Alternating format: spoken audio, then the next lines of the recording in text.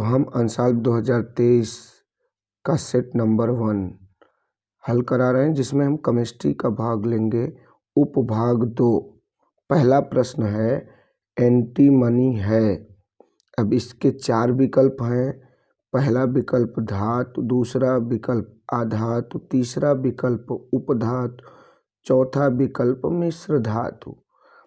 अब अगर हम बात करें कि इसका विकल्प कौन सा सही है, तो विकल्प नंबर सी जो है, जिसको कहते हैं उपधातु, ये सही है। इसका विकल्प नंबर सी उपधातु सही है। थोड़ी सी बात आपको और याद रखनी है कि उपधातुएं कक्षा 10 की एनसीईआरटी में कौन कौन है। वो है बोरान, सिलिकॉन, इसके अलावा जर्मेनियम, इसके अलावा आर्सेनिक, इसके अलावा एंटीमनी, इसके अलावा टेलुरियम और पोलोनियम। ये इतनी उपधातुएं हमें कक्षा 10 में पढ़नी है। उसके बाद अगर हम बात करें अपने 9वें क्वेश्चन की, तो 9वें क्वेश्चन का आंसर होगा, 9वें क्वेश्चन का आंसर सबसे पहले प्रश्न है लेड नाइट्रेट का रासायनिक सूत्र है। तो अब देखो लेड नाइट्रेट, लेड मतलब Pb और नाइट्रेट का मतलब NO3।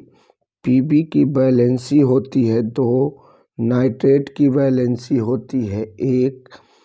जब ये वैलेंसी इसके पादांक पर, इसकी वैलेंसी इसके पादांक पे लगेगी, तो यहाँ पे सूत्र बनेगा क्या?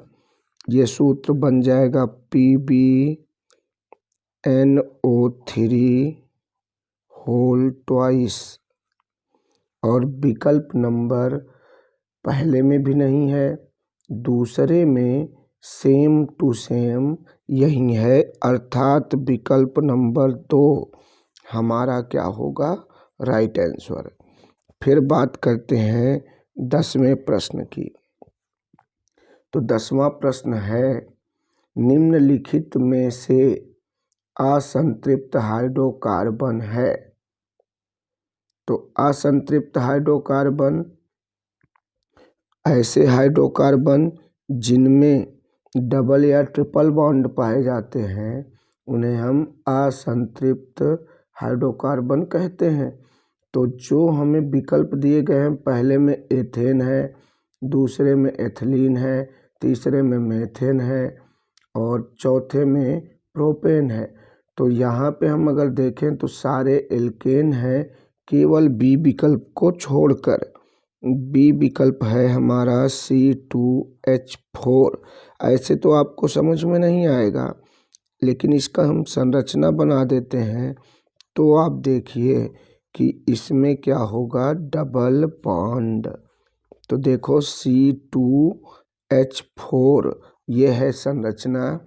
इससे पता चलता है कि यहाँ पे ये डबल बॉन्ड है, अतः यह क्या है? असंतृप्त हाइड्रोकार्बन है। इसके बाद बात करते हैं हम 11वें प्रश्न की। तो हमारा 11वां प्रश्न है प्रोपेनल में क्रियात्मक समूह है। तो प्रोपेनल में क्रियात्मक समूह है, इसका सही उत्तर तो ए होगा। अब इसके बारे में समझते हैं कि क्यों होगा। देखिए, ये पता है कि एल्डिहाइड जो होता है, एल्डिहाइड में CHO समूह होता है, और इसके IUPAC नाम में जब हम सफिक्स यूज करते हैं तो वो क्या यूज करते हैं? अल यूज करते हैं। इससे हमें पता चल जाएगा कि इसमें कौन सा समूह होगा। इसमें कौन सा समूह होगा? एल्डिहाइड। फिर बात करते हैं प्रश्न नंबर 12 की। तो 12 है एसिटिक अम्ल का IUPAC नाम है। तो सबसे पहले एसिटिक अम्ल का सूत्र लिख देते हैं। ये है एस्टिक अम्ल CH3COOH। अब इसका अगर IUPAC नाम देखें तो एक कार्बन, दो कार्बन, दो कार्बन को हम क्या कहते हैं? दो कार्बन को हम क्या कहते हैं? एथ कहते हैं। क्या कहते हैं? एथ। दो कार्बन को हम एथ कहते हैं। एल्केन के लिए ANE लगाएंगे, ई को हटाकर COOH है, इसलिए क्या लगाएंगे? Oic acid. तो इसका पूरा नाम हो गया एथेनोइक एसिड। जो विकल्प नंबर पहले में एस्टिक अम्ल दिया है, दूसरे में एथेनोइक अम्ल दिया है, तीसरे विकल्प में दिया है मेथनोइक अम्ल, चौथे में दिया है प्रोपनोइक अम्ल। तो इसका सही विकल्प कौन सा हो जाएगा? विकल्प नंबर बी, एथेनोइक अम्ल। और आखिरी विकल्प है विकल्प नंबर 13।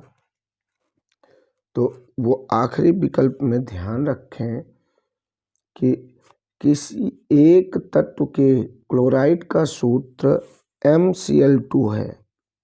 क्या है? MCl2। तो इसके ऑक्साइड का सूत्र पूछ रहा है। तो MCl2 से ये पता चलता है इसकी वैलेंसी 2 है, इसकी वैलेंसी 1 है। तो इसकी हम निकाल लें तो इस पे आई M+2 और Cl की क्या आई 1 निगेटिव। तो हमें काम किससे है? M से। तो अब इसका ऑक्साइड अगर बनाएंगे तो M+2 और ऑक्साइड की 2 निगेटिव होती है, तो ये क्या हो जाएगा? M2O2, 2 से 2 कट जाएगा, ये हो जाएगा MO। इसका सही विकल्प हो जाएगा कौन सा? MO। तो विकल्प number B is right answer. तो इस तरीके से ये बहुविकल्पी का पूरा वर्णन हम आपके सामने रख दिए हैं।